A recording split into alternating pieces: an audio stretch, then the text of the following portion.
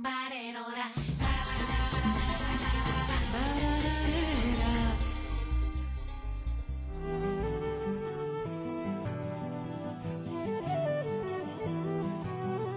levou hoxe o libro da memoria? A ver se eu vou buscar. Bueno, pois este é un contexto castelán falante, en Marín falase moito castelán, e había unha especie de necesidade de recuperar a lingua dos avós, facer que iso se entendese como algo positivo, non?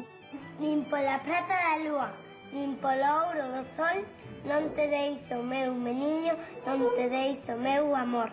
Este outro seu irmán, esta testa testalán, arriba Raudegán. A resposta dos nenos moi ben. A veces costa un pouquiño na casa, sobre todo recuperar a memoria en galego. A quen lle vas a deixar hoxe o libro da memoria? A Antía.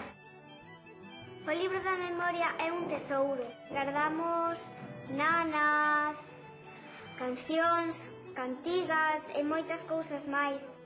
Cando xa sae a primeira cantiga en galego, entón o avó xa se sinte seguro, xa considera que iso é algo normal, que é positivo, entón empezan a sair moitas máis.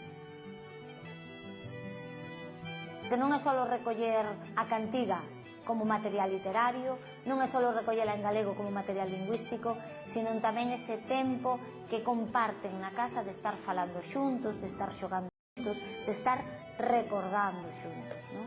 A Marín non vou, que dormen no chan, levantanse os homes ás 3 da mañán, ás 3 da mañán, ás 4 tamén, a Marín non vou, que non dormen ben.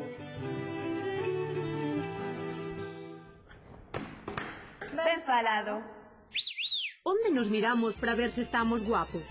No espello. Os animais que voan son... Páxaros. Ves como sabes? Xa ven o que argallan os rapaces de Marín a prol do galego. Algúns deles son fillos de mariñeiros que van ao mar en dornas polveiras, por iso falamos do polvo e das polveiras.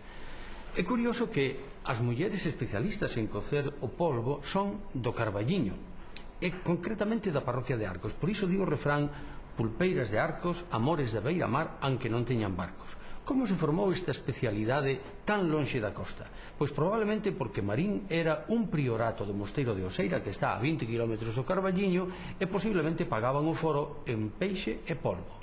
O centro de Marín aínda hoxe se chama o priorato.